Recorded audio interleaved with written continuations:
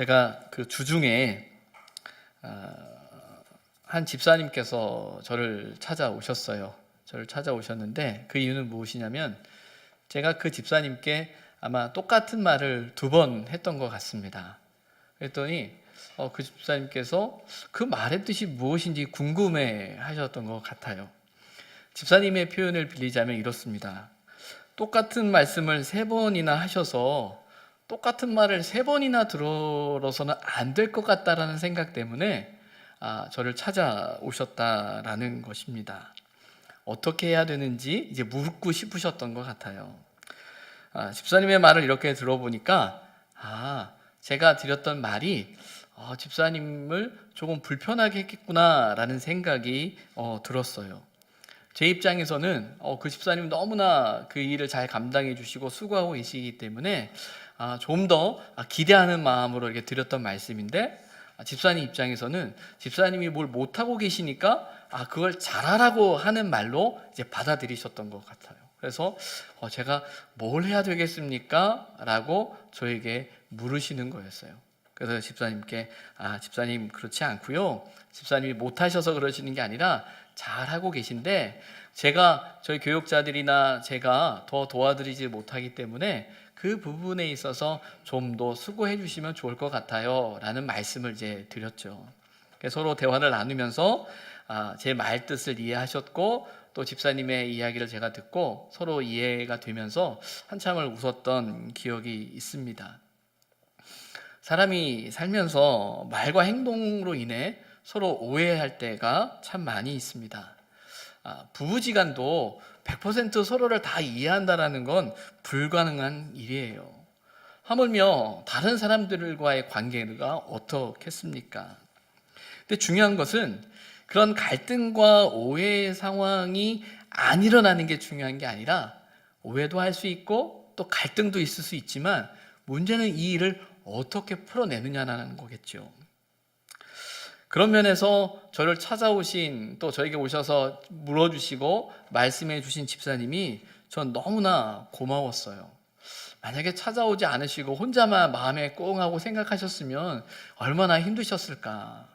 저는 그것도 모르고 또 집사님께 막 그런 얘기를 했으면은 그 집사님 마음에 얼마나 불편함이 있었을까라는 생각이 들었습니다. 물론 그 일을 경험하면서 제가 좀 더 정확하게 말씀을 드리고 이해를 구하는 그 노력이 필요하겠구나라는 생각이 들기도 했습니다. 혹 제 말 때문이나 어떤 일 때문에 여러분이 생각하시는 것과 조금 다른 생각들, 때로는 다른 이해들이 이렇게 생기신다면 목사님 왜 저러시지? 라고 생각하지 마시고 한 번 더 이렇게 다가오셔서 목사님 이런데요? 라고 이렇게 한번 물어주시면 여러분의 고민이 생각보다 빨리 해결될 겁니다. 그리고 저에게 묻기 힘드시면 저희 부교육자들에게도 편안하게 물으시면 됩니다. 목사님께서 또 교회에서 이렇게 말씀하셨는데 이게 어떤 의미입니까? 라는 거죠. 충분히 여러분들을 이해시키고 또 여러분들 이렇습니다 라고 말하고 또 설명해야 될 책임은 갖지만 생각보다 시간도 많지 않고 만나는 기회들이 많지 않다 보니까 제한적일 수 있겠다라는 생각을 참 많이 해요. 그래서 여러분들 혹 그런 마음이 들면 언제든지 편하게 말씀해 주시면 좋겠다 생각해요. 우리의 대화와 관계 속에서 내 의도와 또 내 생각과 전혀 다른 이해를 상대가 가질 수 있다는 생각을 우리는 꼭 해야 합니다. 어떤 생각과 말이 오해가 되어 마음이 불편해지고 더 나아가서 별로 마주치거나 말하고 싶지 않은 생각이 들기 시작한다면 그때는 정말 용기를 내야 합니다. 용기를 내서 먼저 다가가서 말씀해 주셔야 합니다. 단 싸우거나 따지기 위해서 가지 마십시오. 그때 갈 때는 이해하고 어떤 오해가 있지? 어떤 걸 내가 잘 모르고 있는 거지? 라는 생각을 가지시고 조금은 수용적인 마음으로, 조금은 포용적인 마음으로 한 발 더 다가서 주시면 좋겠습니다. 서로 다른 생각을 할 수 있지만 서로 다른 생각이 서로를 미워하거나 정죄해야 할 이유가 되어서는 안 된다는 것입니다. 가장 안 좋은 일은요, 자신의 생각과 다른 것 때문에 다른 사람과 불편한 관계가 되는 일이에요. 그 불편한 관계는 불편한 생각과 상상을 하게 합니다. 그리고 더 나아가 불편한 말을 하게 되고요, 불편한 행동을 만들어냅니다. 그래서 개인의 문제가 아닌 공동체의 문제가 될 때도 있다라는 거예요. 그런데 그런 모습이 믿음을 가진 저와 여러분에게 더 필요한 것은 그 일 때문에 자칫 저와 여러분이 하나님께 나아가는 그 길이 방해가 될 수 있다는 겁니다. 또한 그 불편함이 저와 여러분을 통해서 행하실 하나님의 놀라운 일들이 있는데 그 일들을, 그 역사를 방해하는 일이 가로막을 수도 있다라는 생각을 하면서 저와 여러분이 가지고 있는 감정, 또래로는 우리가 가지고 있는 그 갈등 때문에 어려운 일들이 일어나지 않도록 한 발 더 먼저 다가가시고 한 발 더 먼저 말을 건네시고 먼저 인사를 하면서 우리가 함께 가야 할 신앙의 공동체라는 사실을 잊지 않았으면 좋겠습니다. 이를 위한 노력이 저와 여러분 안에 있기를 소망합니다. 오늘 본문은 야곱의 족보 이야기예요. 야곱이 그 형 에서를 이제 세일 땅으로 보내고 야곱은 가나안 땅에 정착하고 있음을 오늘 본문 1절에서 이야기합니다. 그리고 이제 야곱의 족보는 이러하다라는 말로 야곱의 족보의 이야기를 써내려 갑니다. 여기서 족보라는 이 말은 히브리어로 톨레도트라는 단어로 쓰여집니다. 이 톨레도트라는 단어는 오늘 본문에 표현하는 것처럼 족보라는 말로 해석되어지기도 하고 창세기에는 내력, 계보라는 말로도 해석되어지고 있습니다. 그런데 이 창세기에는 이 톨레도트라는 히브리어 단어가 10번 사용되어집니다. 그래서 창세기의 내용의 구조를 구분할 때 이 톨레도트라는 단어를 가지고 구분하기도 해요. 그래서 10가지 내용이 뭐냐면 첫 번째는 창세기 2장에 나오는 천지 창조의 내력이라고 표현하고 있고요. 5장에서는 아담의 계보라고 표현하고 있고, 그리고 셈과 함과 야벳의 족보라고 10장에 표현하고 있고요. 또 11장에는 셈의 족보라는 말로, 그리고 11장 후반절에 보게 되면 데라의 족보라는 말로 11장부터 25장까지 내용이 써내려져 갑니다. 그리고 이스마엘의 족보, 이삭의 족보, 에서의 족보, 그리고 오늘 야곱의 족보라는 말로 톨레도트라는 단어가 10개의 모양으로 10개의 내용으로 그 창세기 전체를 구성하고 있습니다. 그래서 오늘 우리가 읽은 이 창세기 37장부터 50장까지 이어지는 내용이 마지막 10번째 톨레도트라고 이야기할 수 있죠. 여기에는 야곱과 그의 아들들의 이야기가 나옵니다. 그리고 특별히 요셉이라는 사람이 등장하면서 요셉을 통해서 하나님께서 야곱과 그의 형제들을 어떻게 구원하시고 또 하나님께서 이스라엘 백성들을 어떻게 이끌어 가시는지 하나님의 그 구원의 섭리를 우리는 말씀을 통해서 확인하게 됩니다. 그런데 이 야곱의 족보라라는 말을 시작하면서 그 가정에 가정사가 등장하기 시작해요. 그 가정사를 이렇게 보게 되면 그렇게 자랑할 만한 일은 아닌 것 같습니다.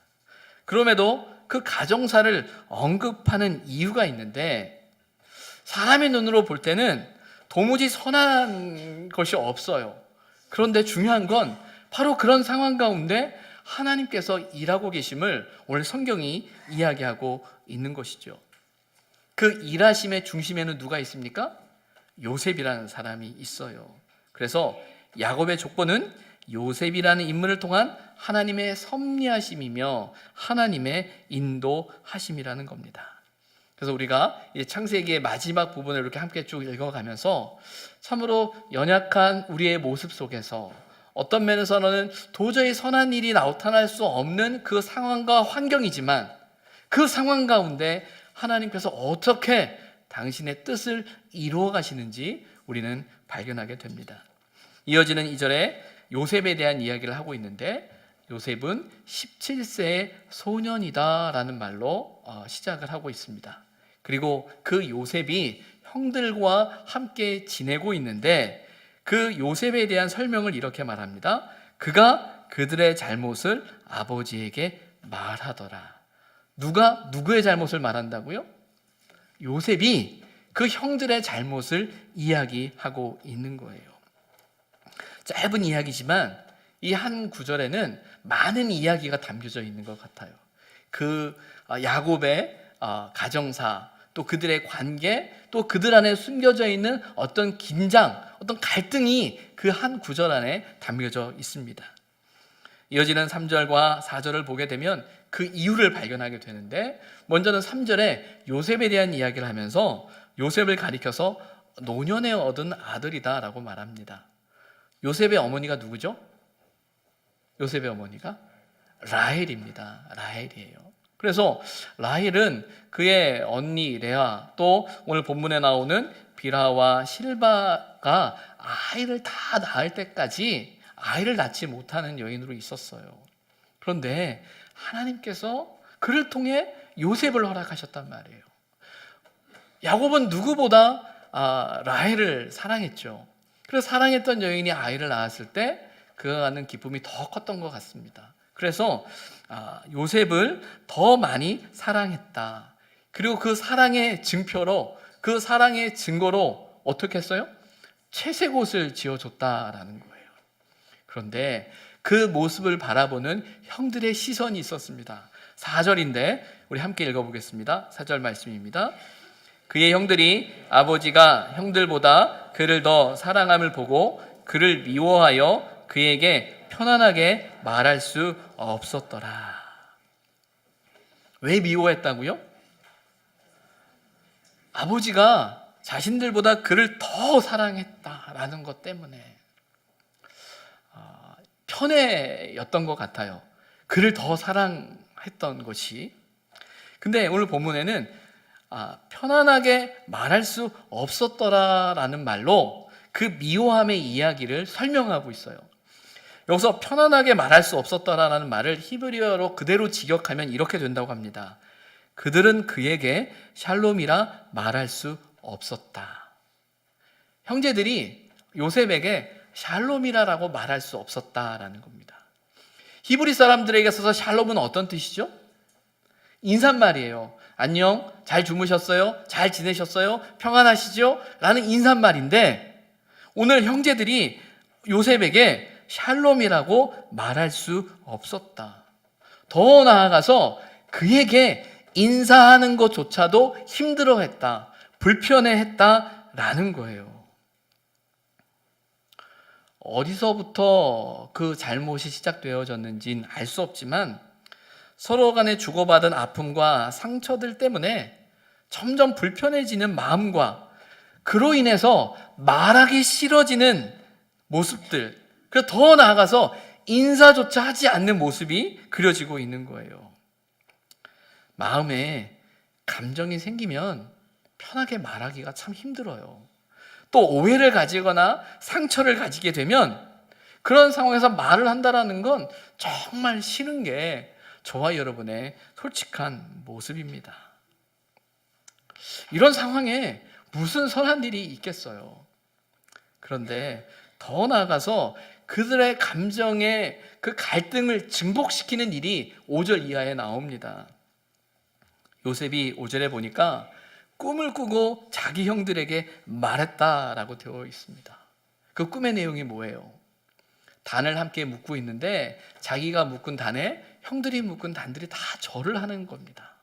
그 이야기를 하자 형들의 반응은 뭐예요?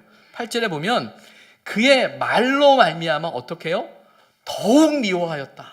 더욱 미워하였다. 이걸로 끝나면 좋은데 이어지는 9절부터 11절의 말씀에 또 요셉이 꿈을 꿉니다. 그리고 요셉의 그 꿈을 가지고 또 형들에게 말하는데 하늘의 해와 달과 11별이 나를 향해 절한다라는 이야기를 하는 거예요. 그 이야기를 들은 형들의 마음이 어떻겠습니까? 어떻겠어요? 오늘 성경의 본문을 표현을 빌리자면 형들은 시기하되 라고 되어져 있어요. 미움이 깊어져서 어떻게 되는 거예요? 시기심이 생기는 거예요. 뭐 저딴 놈이 다 있어 라는 어떤 그런 마음에 그 화가 생기는 거죠. 그 히브리어의 이제 단어의 구조 속에서 오늘 우리가 읽은 이 본문을 이 세 단락으로 나누게 되면요, 똑같은 내용의 반복이 됩니다. 그 말은 여기서 동사 말하다라는 말이 있어요.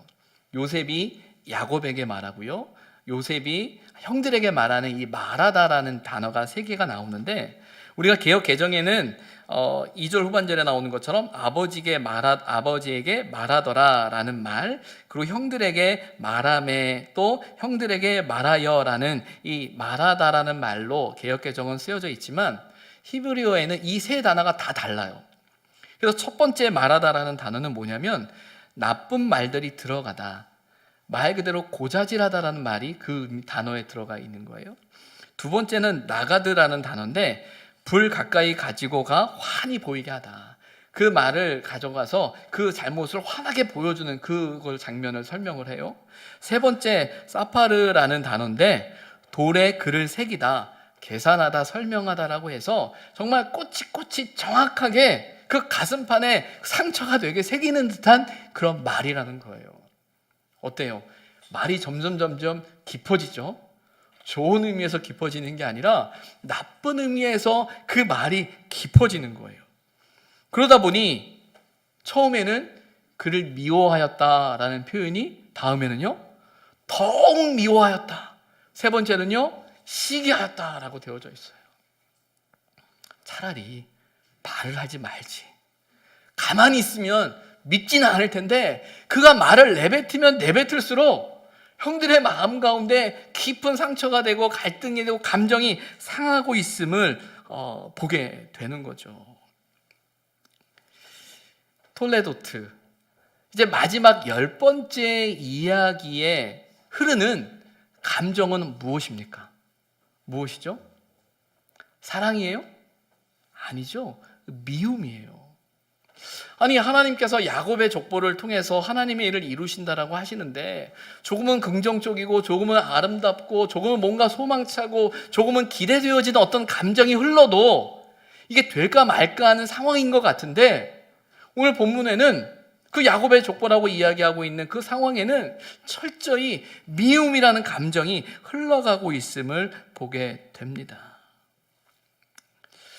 본문을 보면서 이런 생각을 하게 돼요. 아니, 하나님이 일하고 계시고 하나님께서 야곱과 그의 삶을 통해서 하나님의 일들을 행하고 계시는데 왜 이런 모습이 성경에 나오지? 왜 이런 이야기들이 우리에게 언급되어지는 걸까라는 생각을 해보게 됩니다. 먼저는 이 이야기를 이렇게 보면서 우리 자신들을 돌아보게 돼요. 제 자신을 돌아보게 되죠. 성숙하지 않은 우리의 모습을 발견하게 됩니다. 오늘 성경에 등장하는 것처럼 요셉과 그의 형들과 야곱의 모습, 나름 각자의 이유가 있어요. 나름 각자의 생각이 있습니다. 서로가 누가 잘했는지 못했는지 이 잘못을 따진다라는 것은 사실은 중요하지 않을 것 같아요. 모두의 잘못인 거죠. 우리의 연약함인 거죠. 그 사람들은 모두 다 자신의 생각과 감정에 너무 충실합니다. 너무 충실한 나머지 다른 사람을 보지 못하는 거예요. 다른 사람을 살피기에는 내 자신이 너무나 옳아요. 내가 너무 옳으니까 다른 건 다 틀린 거죠. 그러니까 다른 사람을 살필 여력이 없는 거예요. 맞아요. 우리의 생각이 옳습니다. 하지만 중요한 건 내 생각이 옳다고 해서 다른 모든 사람도 다 그렇게 생각한다라는 건 아니라는 사실을 우리는 잊지 말아야 하죠. 나의 말이, 나의 행동이, 나의 뜻이 다른 사람에게 어떻게 전달될지 반드시 생각해야 하는 겁니다. 요셉과 그 형제들의 모습, 야곱의 모습은 미숙한, 연약한 우리의 모습이라는 것을 인정하게 됩니다. 또한 이 이야기를 이렇게 보면서 그 미움으로 인해서 겪는 가장 큰 아픔이 무엇일까? 가장 놓치고 있는 일이 무엇일까? 이렇게 생각해 볼 때 그것은 그들이 함께 꿈을 꿀 수 없게 됐다라는 겁니다. 죄의 가장 큰 영향은요, 흩어지게 하는 거예요. 함께 하지 못하게 하는 일입니다. 요셉의 꿈은, 요셉을 통해서 꿈을 꾸게 하신 분은 하나님이에요. 그래서 요셉이 꿈꾸는 사람이다 라는 별명을 가질 수 있지만 더 중요한 건 그 꿈은 하나님의 꿈이라는 거예요. 요셉을 세우시기 위한 꿈이 아니라 하나님께서 요셉을 통해 야곱과 그의 형제들을 구원하고자 하시는 하나님의 뜻이 그 꿈에 담겨져 있잖아요. 우리가 창세기 이야기를 알고 이 이야기의 끝을 우리는 압니다. 하나님께서 요셉을 통해서 하나님의 일을 행하고자 하시는 하나님의 뜻이 그 꿈에 담겨져 있다는 사실을 우리는 알지요. 그런데 미움이란 감정 때문에, 미성숙한 모습 때문에 하나님의 그 꿈을 함께 품고 그 꿈을 가지고 나아가야 할 그 식구들이 꿈에는 전혀 관심이 없고 그 꿈 때문에 더 깊은 갈등과 아픔과 서로 상처를 주고 있는 그 모습을 볼 때 그 미움이 하나님의 꿈을 왜곡시킬 뿐만 아니라 더 나아가서 전혀 하나님의 꿈을 깨닫지 못하게 하는 아쉬운 모습이 오늘 본문에 담겨져 있다라는 거예요. 여러분, 저와 여러분이 누군가를 미워할 수도 있습니다. 살아가다 보면 미운 사람이 있죠. 왜 없겠습니까? 근데 여러분, 그 미움 때문에 우리가 꾸어야 할 그 꿈을 포기하지 않았으면 좋겠어요. 그리고 우리에게 있는 그 미움이란 감정 때문에 우리가 해야 할 그 일을 하지 않는 이유가 되지 않았으면 좋겠어요. 미움이란 그 감정 때문에 우리가 마땅히 가져야 할 관계를 깨트려야 할 이유가 되지 않았으면 좋겠어요. 내가 누군가가 밉고 누군가가 불편하고 또 누군가 때문에 내 마음이 힘든데 그 힘들고 어려운 그 감정이 내가 누려야 할, 내가 가져야 할, 내가 얻어야 할 그 좋은 일들을 포기하는 이유가 되지 않았으면 좋겠습니다. 그런데 여러분, 왜 하나님께서는 이 이야기, 어떤 면에서는 도저히 선한 일이 나타날 수 없을 것 같은 야곱과 그의 자녀들의 관계와 상황 가운데 하나님께서 그 꿈을 거기에 두셨을까요? 인간적으로 따지면 더 좋은 환경, 더 좋은 형편, 더 좋은 처지 가운데 그 꿈을 두셨으면 그 꿈이 우리를 더 희망차게 이끌어갈 수 있지 않았을까요? 그러나 지금 이 꿈은 결코 그들 가운데 소망이나 희망이나 기대를 주지 못합니다. 왜? 미움의 감정에 사로잡혀서. 그런데 왜 하나님께서 거기에 이 꿈을 두셨을까요? 그것은 바로 하나님께서 그 꿈의 주인이시기 때문입니다. 그리고 무엇보다 그 꿈을 이루어 가시는 분이 하나님이시기 때문이에요. 본문 11절에 보게 되면 그의 아버지는 그 말을 간직해 두었다라고 되어져 있습니다. 그의 아버지가 누구죠? 야곱이잖아요. 야곱도 꿈을 좀 꾸어본 사람이지 않습니까? 그가 형 에서를 피해서 도망하던 길에, 하란으로 가던 길에 노숙을 하게 되었죠. 그리고 노숙할 때 그때 하나님을 만나게 됩니다. 꿈을 꾸게 돼요. 여러분, 어제 다 나름 가정 예배 다 드리셨죠? 제가 오늘 설교하기 위해서 어제 저녁에 설교 준비하다 말고 식구들을 다 모아가지고 예배를 드렸습니다. 어제 본문이 뭐였냐면 바로 창세기 28장이었어요. 야곱이 꿈을 꾸는 장면이 나오는 거예요. 애들이 아빠 왜 그러냐고, 이거 매주 할 거냐고, 매주 할 거다. 그러면서 이제 다 모았어요. 모아서 하면서 말씀을 이렇게 함께 나누었어요. 한번 생각해 보세요. 야곱이 그 노숙하던 중에 하나님께서 꿈에 나타나셔서 그에게 말씀하셨습니다. 그런데 여러분, 그 상황이, 야곱이 처해져 있는 그 상황이 하나님이 말씀하시는 그 꿈을 이룰 수 있고 그 꿈이 이루어질 수 있음을 확신할 수 있는 자리였습니까? 자세히 생각해 보면 결국 그렇지 않아요. 맞아요. 정말 꿈에 잠깐 나타나서 하나님이 그렇게 말씀하셨구나라는 그것만으로 잠시 위안이 될 수 있을지는 모르겠으나 그 꿈을 붙들고 살아가기에는 야곱이 가지고 있는 형편이나 처지는 말로 다 할 수 없는 정말 불투명한 상황이었어요. 그런데 야곱은 뭘 경험했습니까? 바로 그런 상황 가운데 하나님께서 당신을 어떻게 이끌어가고 하나님께서 어떻게 일하셨는지, 그 꿈의 의미가 무엇인지 야곱은 경험했던 사람이잖아요. 그런 야곱이 요셉의 꿈을 들었을 때 생각하는 거예요. 뭔가 있나 보다, 하나님께서 뭔가 하시나 보다라는 그 말을 그 마음에 두었다라는 거예요. 왜 하나님께서 이런 상황 가운데 그들에게 꿈을 주셨을까? 바로 그 꿈이 주인이 요셉이 아니라 하나님이라고 말씀하는 거죠. 저와 여러분은 미워하면 안 된다라는 말을 너무나 잘 알지만 미워할 수밖에 없는 사람들입니다.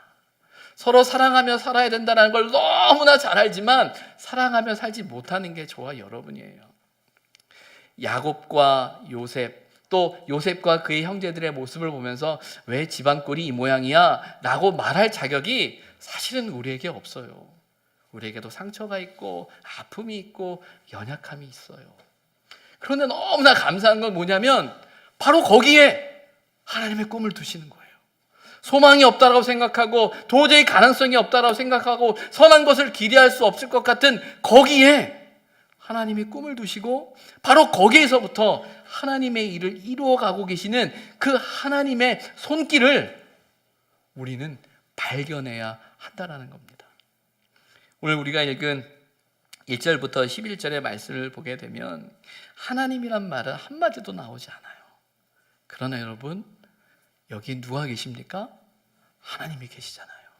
누가 일하고 계십니까? 하나님이 일하고 계십니다.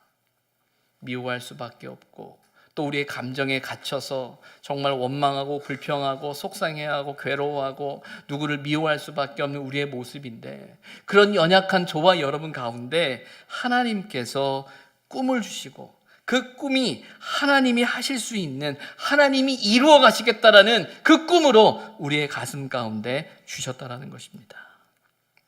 우리의 본문의 말씀을 기억하면서 우리의 미숙함과 우리의 연약함과 우리가 경험하고 있는 갈등과 아픔을 인정했으면 좋겠어요.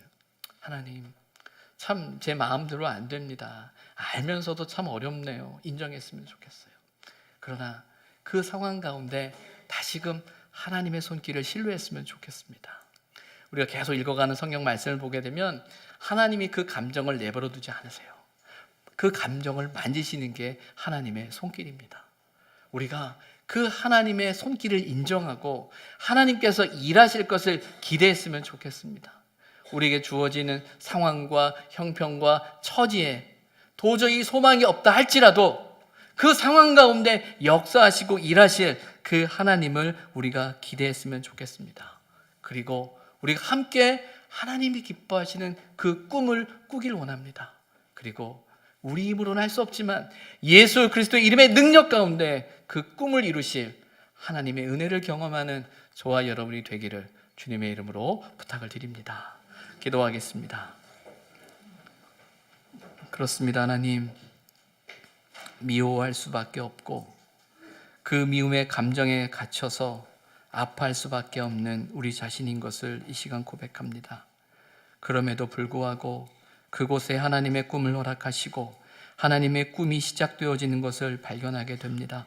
하나님, 우리의 심령과 영혼 가운데 찾아와 주셔서 우리 힘으로 할 수 없는 그 삶의 자리 가운데 하나님의 꿈을 이루어 주시고 하나님의 놀라운 역사와 하나님의 살아계심의 은혜를 경험하는 우리의 삶이 되게 하여 주옵소서.